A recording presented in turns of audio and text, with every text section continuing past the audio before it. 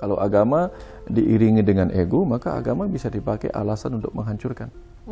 Tapi kalau agama seperti batu yang dilihat oleh orang yang seni, agama bisa menjadi alat untuk membuat pribadi yang lebih indah, moral yang lebih penuh kasih sayang, seperti itu.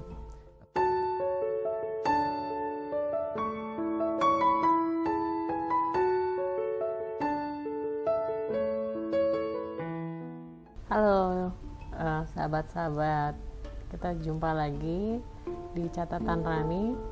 Kali ini kita mau melanjutkan proses budaya Nyepi yang seperti tahapan pertama waktu kita berbincang-bincang beberapa hari sebelum ini ya Pak Wayan. Nah, saya mau nanya, mau menggali mengenai dalam tahap Nyepi itu kan ada yang namanya melasti Pak Wayan. Itu kalau secara bukan secara maknanya itu di dalam tahapan upacara Nyepi itu tuh ada melasti itu apa sih maknanya itu dari melasti itu? Ya, kemarin kita membahas masalah Nyepi sebagai momentum untuk kita merasakan kembali keheningan di dalam, keheningan di luar, lalu melakukan 4 pengendalian diri itu. Catur Brata namanya, yang kemarin kita sebut amati karya, tidak melakukan pekerjaan, amati geni, tidak menghidupkan api, amati lelangwan, tidak melakukan hiburan-hiburan, dan amati lelungan, tidak bepergian kemana-mana. Yang kemudian kita kupas menjadi amati geni, amati karya, amati, jadi mengamati, merenungkan dengan cermat segala hal yang sudah kita kerjakan selama hidup ini, selama setahun. Jadi disebut amati karya. Amati geni, mengamati dengan seksama apa saja yang sudah kita lakukan dengan api yang sudah kita bakar di dalam ini, yang kemudian mewujud menjadi energi kerja kita. Kemudian kita amati juga lelangwan, atau bagaimana kita menghibur diri kita. Apakah penghiburan diri yang selama ini kita lakukan ketika kita gagal dalam menghadapi masalah-masalah kehidupan kita itu hanya sebuah pelarian yang sia-sia, ataukah kemudian sebaiknya penghiburan itu kita gunakan untuk menjadikan momentum untuk kita mengerti apa sih masalah yang sedang kita hadapi. Kemudian amati lelungan itu mengamati kemana biasanya kita pergi. Apakah hanya pergi keluar demi memenuhi kebutuhan tubuh, atau kebutuhan pikiran, atau bahkan hanya kebutuhan ego, sehingga kita lupa melakukan kepergian ke dalam diri untuk meraih kesadaran kita. Nah, itu yang kita cerita kemarin. Nah, tapi sebelum Nyepi, sebelum puncak peringatan Hari Raya Nyepi, yaitu perayaan Tahun Baru Saka namanya, itu biasanya ada rangkaian 2 rangkaian utama. Satu melasti. Nah, melasti itu kita memohon pembersihan diri. Melasti itu artinya mala itu, jadi hal-hal buruk itu dihilangkan, disucikan kembali, sehingga intinya adalah dengan menyucikan pikiran dan perasaan dan jiwa kita itu, kita bisa melakukan perenungan dengan netral, tanpa keberpihakan, tanpa penilaian yang buruk. Nah, itu yang kita pentingkan. Maka kita akan perginya ke tempat-tempat yang disebut sumber air, entah ke lautan, ke danau, atau ke yang tempat sumber air lainnya. Nah, kenapa mesti ke sumber air? Karena kita tahu air itu identik dengan kesejukan, dengan sifat-sifat yang mengalir, dengan sifat-sifat yang mudah beradaptasi dengan tempat, ruang dan waktunya. Nah, artinya ketika kita memohon penyucian diri kepada air, sumber air itu artinya kita memohon kebersihan hati itu lewat apa yang diajarkan oleh air. Sifat-sifat yang mudah mengalir, menerima apa adanya secara ikhlas, kemudian sifat-sifat yang mampu mudah larut ke dalam segala hal, mudah meresap ke dalam segala hal, kemudian mudah beradaptasi dengan perubahan-perubahan. Selain itu juga kalau kita perginya, kalau di Kuta ini kan kita perginya ke samudra, ke pantai Kuta. Samudra itu bisa bermakna di mana segala hal itu bisa diterima dengan cara yang sama. Nah, jadi untuk menghilangkan sifat-sifat buruk, penilaian-penilaian buruk, atau perasaan-perasaan buruk kita terhadap sesuatu, kita belajar menjadi hati yang seluas samudra. Jadi belajar menerima segala sesuatu dengan cara yang sama. Nah, itu cara kita menghilangkan keburukan-keburukan atau negativitas di dalam diri kita. Nah, baru kemudian setelah membersihkan batin, pikiran dan jiwa kita itu dari cara-cara yang buruk menilai kehidupan ini, baru kemudian kita mengadakan upacara yang disebut tawur kesanga, yang biasanya kalau di Bali ada arak-arakan ogoh-ogoh itu, ya patung yang besar di arak itu, simbol dari kita akan mewujudkan sifat-sifat buruk kita, sifat-sifat raksasa kita, yang kemudian kita larung ke laut atau kita bakar, simbolik dari kita menghilangkan perwujudan dari sifat-sifat negatif dalam diri kita, yang kemudian kita tenangkan, kita sucikan, bahkan kemudian kita paripurnakan, kita lenyapkan dengan pemahaman kita yang mulai seluas samudra. Nah, itu kira-kira makna yang ingin disampaikan dalam kisah ritual nyepi itu. Seperti itu, Mbak Rani. Ya, menarik. Jadi ada ritual tadi yang seperti air gitu ya, Pak. Ya. Kadang-kadang kan di dalam diri seseorang itu ya. Kayak mungkin kalau di Bali atau di ajaran Hindu itu ada jagat alit atau jagat agung gitu ya. Pada yang menariknya Pak ya, di sini di jagat agung ini tuh, di seluruh bumi ini tuh air itu kan mayoritas. Di jagat alit kita juga air itu mayoritas ya Pak. Nah, tentunya air itu sifatnya tadi kata Pak Wayan bilang tenang, mengalir, dan mengikuti ombak gitu ya. Nah, harusnya ya kalau di dalam diri kita itu lebih banyak sifat air dibanding api, harusnya ya kalau dalam tahap-tahap kesadaran manusia harusnya jauh lebih tenang dalam menghadapi apapun ya Pak. Nah, untuk mencapai sebuah kesadaran itu tadi kan tentunya ada beberapa tahap gitu. Betul. Untuk mencapai setiap manusia tuh pasti punya tingkat kesadaran masing-masing. Makanya kadang kalau saya kebetulan muslim gitu ya, membaca satu ayat ini, kalau saya berbicara dengan mengartikan dengan syariat, ketika di kesadaran syariat itu seperti A misalnya, lalu begitu naik lagi kesadaran mengenai hakikat, padahal ayatnya sama gitu, tapi udah berubah lagi tingkat kesadaran dan makna di dalam ayat itu. Betul. Naik lagi ke marifat juga berubah lagi gitu. Pasti tentunya di tiap manusia itu juga punya tahap-tahap itu untuk mencapai satu kesadaran yang Pak Wayan bilang mengalir apa adanya gitu ya. Nah, cuman kan dibanding tiap manusia itu tuh untuk mencapai satu ke dalam untuk menyepi itu kan sangat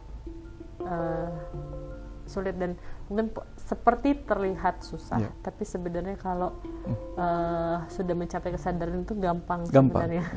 Karena suara kesadaran itu kan muncul ya Pak. Persis. Nah, untuk teman-teman ada nggak dari Pak Wayan tips atau apa tips gitu ya untuk bagaimana sih kita memudahkan untuk mencapai satu kesadaran itu supaya tidak terlihat sulit dan menakutkan gitu. Jadi ketika kita menyebut diri kita ingin menjadi manusia yang sadar gitu. Manusia yang sadar, pertama yang harus kita pahami adalah definisi manusia, arti manusia itu sendiri. Manusia itu berasal dari kata manasya. Manas itu artinya manah atau pikiran. Jadi manusia adalah makhluk yang menggunakan pikirannya untuk mempelajari segala sesuatu, sehingga dia mengalami perkembangan dan peningkatan, termasuk peningkatan kesadaran. Dan kita tahu semua bahwa pikiran adalah alat yang digunakan oleh sang ruh yang masuk ke dalam tubuh ini untuk belajar. Jadi selama pikiran tidak digunakan untuk belajar, menambah ilmu, maka tentu saja kita belum menjadi manusia yang seutuhnya. Jadi belum seperti gajah yang memakai belalainya, belum seperti elang yang memakai cakar dan sayapnya. Jadi kalau manusia belum menggunakan pikiran dan akal budinya, maka dia belum seperti manusia yang seutuhnya. Nah, itu pertama. Jadi kalau ingin memasuki tahapan kesadaran, tentu kita harus gunakan alat yang kita miliki, yang itu pikiran. Untuk apa? Untuk menambah pengetahuan. Nah, kenapa penting menambah pengetahuan? Karena begini, kalau kita ketemu batu, orang yang tidak memiliki banyak pengetahuan, yang dia pikirkan tentang batu itu macam-macam. Kalau orang marah-marah, batu itu dia pikir bisa dipakai alat untuk merusak. Orang yang memiliki seni, batu itu dia pikir bisa dipakai untuk sesuatu yang sifatnya seni. Kalau orang yang suka menciptakan, membangun, batu barangkali bisa dipakai untuk dasar sebuah rumah. Jadi batu yang sama itu bisa memiliki makna berbeda, manfaat yang berbeda tergantung dari pengetahuan yang dimiliki. Sama halnya dengan agama. Agama bagi orang yang kurang berpendidikan atau memiliki kesadaran yang lebih rendah, belum tentu sama makna dan manfaatnya bagi mereka yang memiliki tingkat kesadaran yang lebih tinggi. Nah, seperti dibilang syariat, tarikat, hakikat, dan makrifat itu tadi. Jadi semakin mendalam pemahaman dan pengetahuan kita, semakin tinggi tingkat kesadaran kita, agama akan menjadi sesuatu yang digunakan dengan cara yang berbeda. Seperti batu tadi. Nah, apakah dipakai menghancurkan? Ya, kalau agama diiringi dengan ego, maka agama bisa dipakai alasan untuk menghancurkan. Tapi kalau agama seperti batu yang dilihat oleh orang yang seni, agama bisa menjadi alat untuk membuat pribadi yang lebih indah, moral yang lebih penuh kasih sayang, seperti itu. Nah, tergantung cara kita melihat. Nah, disitulah awalnya sangat-sangat dibutuhkan pengetahuan. Pengetahuan yang benar, bukan pengetahuan yang pembenaran. Nah, kadang-kadang itu kan kita ketika memiliki sebuah kesimpulan, lalu kita mempertahankan kesimpulan itu sebagai kebenaran, walaupun sesungguhnya itu pembenaran. Dan ketika ada orang lain mengatakan hal yang sama, kita menyangka kita mendapatkan konfirmasi atas kebenaran. Padahal mungkin saja itu hanya penguat pembenaran kita. Nah, itu. Jadi kalau kita membutuhkan kesadaran, kita perlu sekali meluaskan pengetahuan kita seperti samudra tadi itu. Nah, supaya kita tidak melihat hal lain sebagai hal buruk. Itu pesan dari melasti dengan tubuh dengan air samudra, atau dengan air sungai yang mengalir, atau air yang ada di puncak gunung berupa danau. Jadi pengetahuan-pengetahuan yang ada di puncak ketinggian atau di samudra yang luas, itu bahan-bahan kita untuk membangun kesadaran. Nah, kira-kira seperti itu Mbak Rani. Kira-kira seperti itu. Benih yang harus dikumpulkan di awal. Ya, memang kembali lagi ke mau tidaknya diri kita untuk menyelami ke dalam diri kali ya Pak. Persis. Ya. Dan melihat sisi-sisi kehidupan ini, melihat setiap tahap kesadaran itu pada diri kita sendiri gitu. Betul. Nah, saya mau lihat di luar Nyepi nih Pak. Kebetulan terbesit di saya tuh kadang kita nih kan yang tadi Pak Wayan bilang tahapan-tahapan dasar ego gitu ya. Kadang manusia itu menumpuk segala apa yang dia inginkan, dengan segala cara, dengan segala ambisi atau apapun yang dia kerjakan gitu. Betul. Setelah dia tumpuk, diri dia tuh akhirnya mencapai sebuah yang tidak ada puas-puasnya. Betul. Karena setiap apa yang dicapai udah mau A dikabulkan A, mau B, B kabulin lagi C. Jadi saya merenung gitu ya. Saya berbicara dengan teman saya tadi. Karena kebetulan kita melihat sendiri, karena diantara kehidupan kita berdua dengan teman saya juga dan beberapa teman, bahwa apa sih yang diinginkan di dalam hidup ini. tentunya sama-sama semuanya kepengen bahagia. Nah, cuman untuk mencapai sebuah bahagia yang benar-benar dalam, terkadang kita sadar juga harta enggak juga dibilang harta. Punya keturunan enggak juga. Awalnya bahagia, ujungnya juga banyak membuat rasa-rasa bergejolak di dalam diri kita. Sampai kita menyimpulkan tadi, ternyata ya itu namanya harta atau apapun yang kita miliki, segudang pun itu seperti, walaupun di bank, walaupun di mana-mana, seperti sesuatu materi yang tidak tampak, yang kita pakai tuh cuman hari-hari ya itu saja. Ini aja yang kita pakai. Sebanyak apapun kita makanan di kulkas mungkin yang kita makan sehari cuma 3 kali gitu. Udahannya nanti nyesel. Kenapa badan jadi gemuk gitu. Khususnya kan buat saya perempuan. Tapi kadang untuk mencapai kesadaran untuk sadar akan itu, bahwa apa sih yang kita cari di dunia ini, itu cuman yang akan kita tinggalkan. Kadang-kadang kita lupa bahwa hal itu banyak menyakiti sesama, banyak menyakiti banyak orang gitu ya pokoknya. Nah, untuk tahap sadar gitu bahwa saya tuh cuman butuh 3 kali makan dalam sehari, cuman pakaian juga paling banyak 3 kali gitu dalam sehari, terus mobil juga paling cuman 1 gitu ya bisa saya pakai gitu. Tapi untuk apa ya saya menumpuk-numpuk? Cuma untuk mencapai satu kesadaran di situ tuh Pak. Ntar kan sering lupa Pak gitu. Itu gimana ya Pak Wayan untuk kita tuh bisa konsisten gitu untuk dalam kesadaran itu, atau rasa-rasa yang bergejolak ini gimana tuh supaya hilang? Iya. Di zaman dulu kan belum ada kaca. Kaca itu kan kita tahu sesuatu yang datar dan memantulkan cahaya. Di zaman dulu belum ada.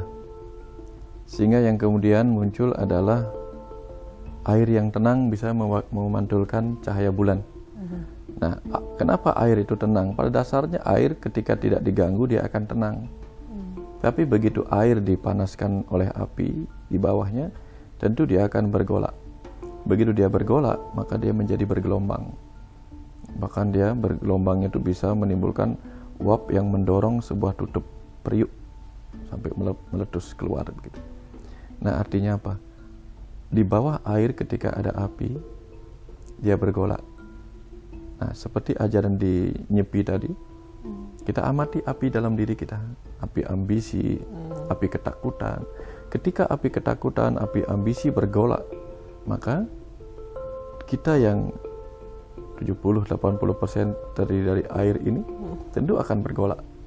Ketika kita bergolak oleh hal itu, kemudian kita tidak bisa melihat cahaya nurani kita yang memantulkan cahaya ilahi. Karena bulan itu kan memantulkan cahaya matahari. Nah, bulan memantulkan cahaya matahari di tengah malam ketika tidak ada yang menghalanginya. Tidak ada bayangan bumi menghalangi bulan, maka bulan memantulkan penuh cahaya matahari sehingga dia menjadi bulan purnama. Nah, ketika bayang-bayang duniawi tidak menutupi cahaya nurani kita, maka cahaya kita dari dalam akan memantulkan cahaya nur ilahi. Jadi cahaya Tuhan akan terpantulkan di dalam. Tentu dia memantul ketika air itu menjadi tenang dan berubah sebagai cermin. Tapi begitu ada angin atau api, kalau dari bawah ada api, selain itu ada angin. Nah, kalau angin yang masuk ke dalam diri kita kan napas. Kalau napas kita memburu, itu kan angin yang kencang bergolak. Air yang tadinya tenang juga akan bergolak. Nah, sama. Sehingga apa yang membuat angin itu kencang? Ketika kita dipenuhi oleh rasa takut, kita bernapas dengan tergesa-gesa. Jadi ketenangan kita hilang karena kita napas tergesa-gesa. Kenapa orang bernapas terburu-buru? Karena ketakutan, kecemasan, kekhawatiran. Nah, kenapa kemudian kecemasan, kekhawatiran menyebabkan api bergolak dalam diri kita juga, seperti api yang dihembuskan oleh angin. Jadi ceritanya itu begini. kadang kita itu takut karena manusia sebagai makhluk alami itu dia memiliki dua kebutuhan. Kebutuhan akan makanan untuk bertahan hidup dan kebutuhan akan penerus generasi, yaitu reproduksi. Nah, dua hal inilah yang kemudian menciptakan kebutuhan akan harta, tahta, dan cinta. Nah, karena kalau orang kehilangan harta, dia tidak mampu memiliki makanan. Hartanya bisa berupa wilayah, bisa berupa memang makanan, sumber makanan, atau ketika dia kehilangan tahta, kuasa atas kehidupannya, dia tidak memiliki kuasa untuk mengambil apa yang dia butuhkan. Sehingga berkutatlah seputar itu.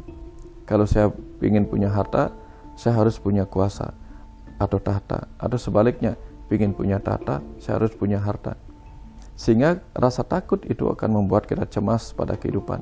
Bagaimana kalau nanti kondisinya saya tidak punya uang? Makin besar ketakutan kita, makin besar keinginan kita menumpuk harta. Sekalipun kita tahu kita tidak pulang membawa harta itu. Sekalipun kita tahu bahwa kita tidak akan menghabiskan semua harta itu untuk kebutuhan hidup kita. Tapi ketakutan yang tersembunyi di dalam diri kita menyebabkan kita terus-menerus berusaha menumpuk demi rasa aman. Ada rasa aman, kehilangan rasa percaya diri. Ada rasa takut kita kehilangan kemampuan membeli makanan. Ada rasa takut kita kehilangan harta terbesar berupa tubuh ini. Sehingga jangan sampai pada saat sakit kita tidak bisa mengobati diri kita sendiri. Sehingga kita butuh uang dan seterusnya. Jadi itulah yang kemudian tanpa sadar kita kejar. Dan ketika awalnya kita kejar untuk menyiapkan diri demi makanan, demi menjaga tubuh kalau sakit, tapi kenyataannya kita tidak kelaparan, kita tidak sakit, maka kemudian kita kebingungan dengan apa yang kita tumpuk tadi itu. Akhirnya kemudian kita gunakanlah untuk hal-hal yang barangkali sebenarnya tidak benar-benar kita butuhkan. Nah, itu yang membuat cerita tadi. Dan akhirnya kita gelisah sendiri oleh itu. Kemudian kita gelisah nanti uangnya ini, harta ini nanti siapa yang mengambil, siapa yang mewariskan. Kemudian kita menciptakan penerus-penerus yang layak. Atau kita tabung di bank. Kemudian ada kekhawatiran lain lagi, jangan-jangan nanti banknya bangkrut. Nah, kita simpan di rumah di brankas, kepikiran jangan-jangan ini dicuri. Akhirnya kita berkutat oleh rasa takut yang berawal dari rasa takut kembali ke rasa takut.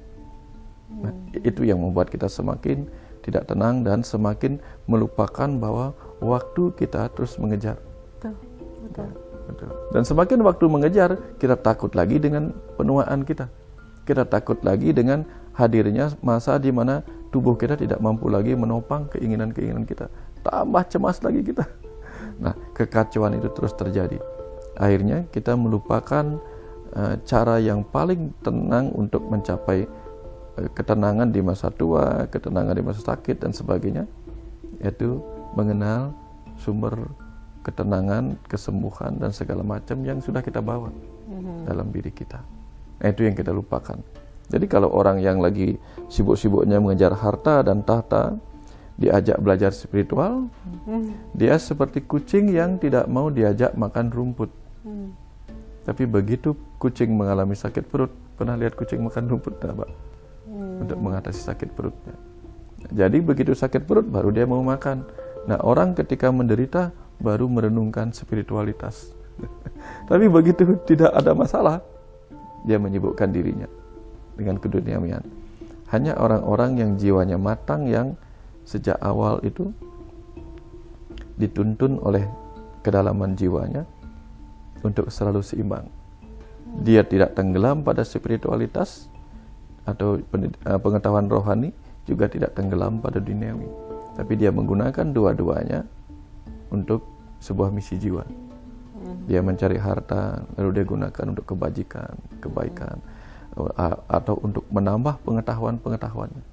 Jadi dia gunakan harta duniawi yang dia bisa kumpulkan di sini.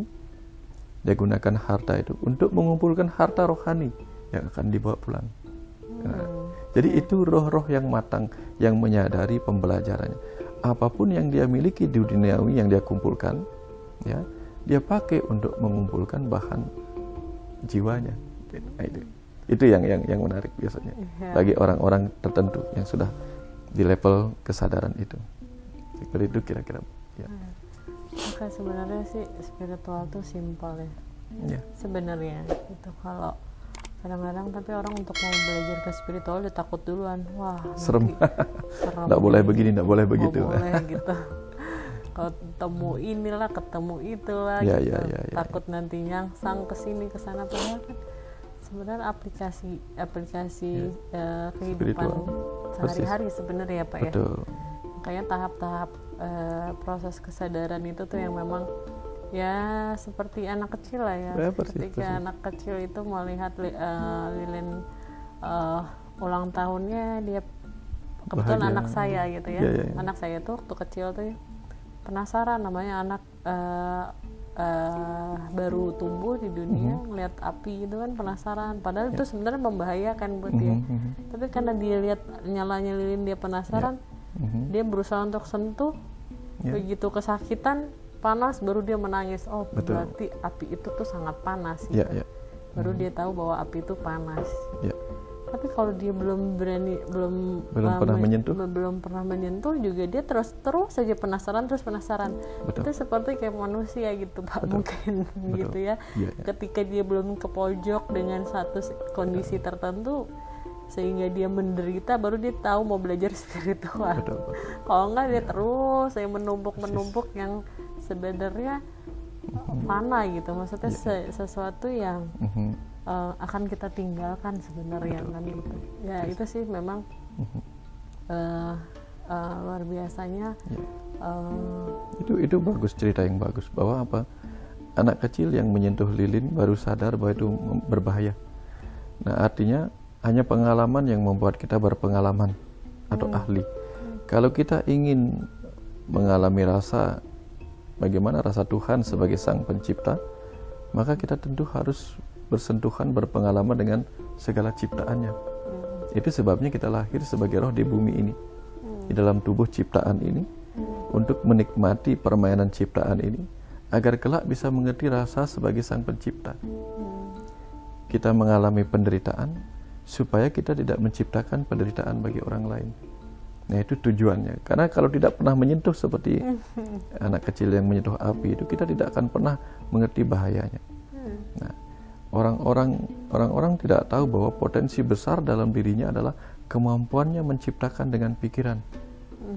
Apapun yang dipikirkan ketika menjadi Tuhan misalnya, itu mudah tercapai.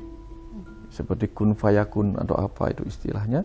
Nah, kalau kita sekarang tidak diajarkan untuk melatih pikiran kita, berhati-hati dengan apa yang kita pikirkan, ya kelak juga kita akan seperti itu.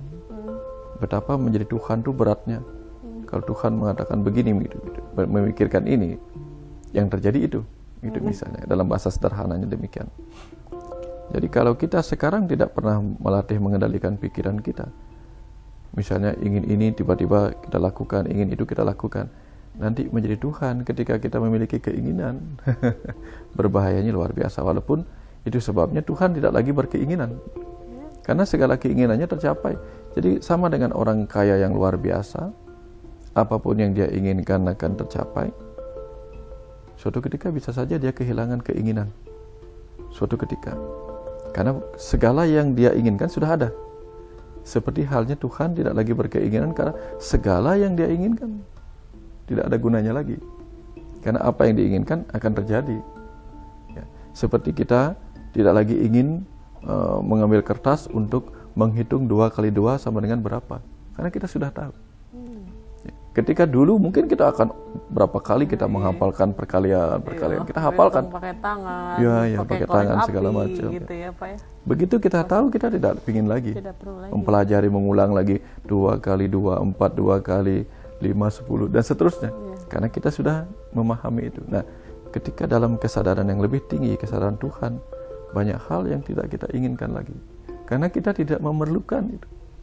Karena kita sudah memahami semua rahasia. Kira-kira seperti itu Mbak Rani. Sedikit sentuhan di bagian kalau kita mencapai kesadaran itu.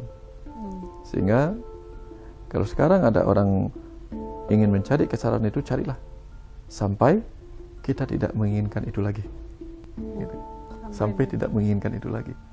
Sampai di titik rasa itu udah menjadi tidak memerlukan kebal lagi. Nah, seperti tadi itu kita ingin tahu rasa api, begitu tahu panas nggak lagi. Ya. Kita ingin tahu rasa kesadaran, begitu sampai kita tak ingin lagi. Gitu. Harus begitu. Jadi seperti itulah kita menikmati makanan karena kita lapar, kita ingin kenyang. Begitu kita kenyang, kita pasti ingin lapar lagi untuk mencicipi makanan yang lainnya. Gitu. Udahannya nyesal, Pak. Iya. Kenapa jadi badan gendut? Nah, gitu. seperti itu. Jadinya numpuk penyakit juga. Betul, gitu. betul. Ya. Ya makanya itulah manusia gitu ya. Makanya memang kayaknya kesadaran tuh memang perlu kita sadari di hari-hari ya, bukan hanya sebuah seminggu sekali pengajian atau mendengarkan ceramah sekali-sekali gitu ya, yang memang tiap saat, tiap detik itu kesadaran itu memang terus berubah gitu. Ya seperti ya itu tadi Lilin gitu. Mungkin ketika kebetulan itu terjadi sama kedua anak saya tuh yang cerita Lilin tadi. Makanya ini catatan Rani ini kebetulan saya buat untuk pesan-pesan kedua anak saya. Kalau dulu pesan-kesan warisan orang tua mewarisi dengan harta benda saya, tapi kalau saya mewarisi anak-anak saya dengan pengetahuan di catatan Rani ini. Jadi di sini saya mau pesan buat kedua anak saya, Amanda dan Soleman, cerita lilin ulang tahun itu kebetulan terjadi sama mereka berdua. Yang penasaran menyentuh api, akhirnya dia kena api itu sendiri sehingga mereka berdua kapok. Jadi semoga suatu saat mereka itu mendengar cerita ini dan ini bisa menjadi pengalaman yang lebih dalam lagi yang diceritakan oleh Pak Wayan tadi. Pesan-pesan buat mereka berdua. Nah, pertanyaan saya, waktu Mbak Rani melihat dia mau mengambil api itu, Mbak Rani biarkan apa? Nah, waktu itu saya bicara sama kedua anak saya, hati-hati, nak, itu tidak aman karena itu panas. Namanya anak kecil itu kan pengen mengalami, dia selalu mau tidak aman karena saat kedua anak saya dari kecil memang saya nggak pernah marahin dan saya tidak pernah bilang jangan atau tidak gitu karena saya tahu begitu kita berbicara begitu sama dia yang sedang bertumbuh sel-sel otak di kepala dia karena golden age kan Pak, 0 sampai 5 tahun itu bisa menghancurkan sel-sel otak yang sedang bertumbuh itu gitu. Jadi saya memang nggak pernah ngomongin sama anak saya ini dua-duanya untuk jangan gitu, nggak. Hati-hati, itu tidak aman ya buat kakak, buat adik. Tapi namanya anak kecil terus begitu mata saya meleng, dia langsung baru tahu. Nah, persis cerita yang sama itu terjadi ketika kita bayangkan. Nah, kalau anak-anak itu kan datang dari Mbak. Anak-anak terlahir dari Mbak, berasal dari Mbak Marani. Sama dengan berasal dari ayah dan ibunya. Kita ini kan berasal dari Tuhan. Kalau Tuhan diibaratkan ayah dan ibu yang menyatu ke dalam satu kesatuan, hal yang sama akan terjadi. Kita hanya diberikan peringatan hati-hati, tapi kita mesti mengalaminya sendiri di kehidupan ini untuk merasakan itu. Jadi kita tidak dilarang jangan ini, jangan itu, jangan ini, tapi alami sendiri. Tapi sudah diwanti-wanti, hati-hati gitu. Sehingga lewat ajaran agama diajarkanlah hati-hati menggunakan pikiran, hati-hati dengan moralitas kita. Tapi tetap saja kita akan melakukan seperti anak-anak tadi melakukan. Karena kita memang adalah anak kecil di dalam yang penasaran dengan kehidupan ini. Selalu mencoba, setelah menderita baru memanggil ayah ibu. Kira-kira seperti itu. Baru menangis ya, baru mengaung-ngaung. Ya itu makanya cerita pengalaman yang real. Dan kedua-duanya ngalamin hal yang itu seperti Lilin itu. Jadi hal itu tuh membuat saya pun, untuk saya pun, oh ternyata seperti ini gitu. Kita kalau belum mentok, belum dapat sesuatu yang memang menjadi pembelajaran diri, belum akan mengetahui sih, masih penasaran begitu juga kalau saya pikir orang yang mencari ambisi, mencari harta, mencari itu terus menumpuk udahannya ya, sampai dia mengerti. Sampai dia mengerti. Sampai dia mengerti ya. Seenak-enaknya makanan kalau perut sudah kenyang jadi membosankan.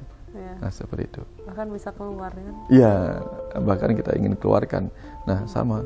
Jadi kalau itu disuruh berhenti orang susah. Ya, jadi dia harus mengalami. Oke, sampai dia mengerti. Nah, begitulah alam sebagai ibu, kehidupan ini sebagai ibu. Karena bumi itu meter itu materi. Jadi sebagai ibu mengizinkan kita untuk melakukan, memilih sesuatu dan merasakan sendiri hasil dari pilihan kita.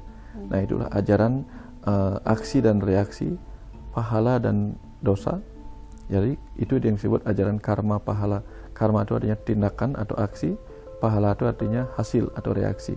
Nah, jadi kita diajak belajar memilih. Mau cicipin cabai boleh, nanti kalau tahu rasanya pedas tahu sendiri. Senang apa tidak. Ya, seperti itu, sesederhana itu. Alam itu sesederhana itu menyediakan pilihan. Mau rasa ini boleh, cicipin boleh, semua boleh dicicipin.